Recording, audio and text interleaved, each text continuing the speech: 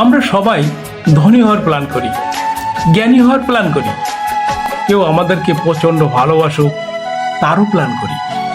কিন্তু কখনো কি আমার মন খারাপ থাকবে, আমি হেরে যাব, অসুস্থ হব, এমন প্ল্যান করি না।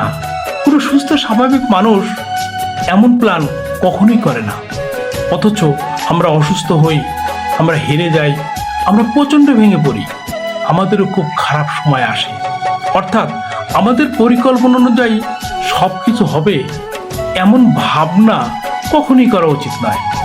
আমাদের সবসময় প্রস্তুত থাকা উচিত যে কোনো সিচুয়েশনে নিজেকে মানিয়ে নিতে পারার এবং সঠিক পদক্ষেপ নেওয়ার।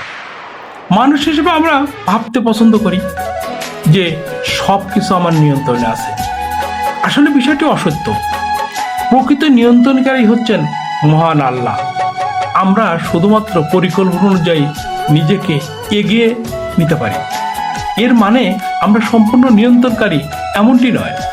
জীবনে আপনি যেখানে নিজেকে দেখতে চেয়েছিলেন সেখানে হয়তো নেই, কিন্তু আল্লাহ আপনাকে যেখানে রাখতে চেয়েছিলেন বর্তমানে আপনি সেখানেই আছেন। ভবিষ্যতে আপনি কোথায় থাকবেন সেটা তিনিই নির্ধারণ করবেন।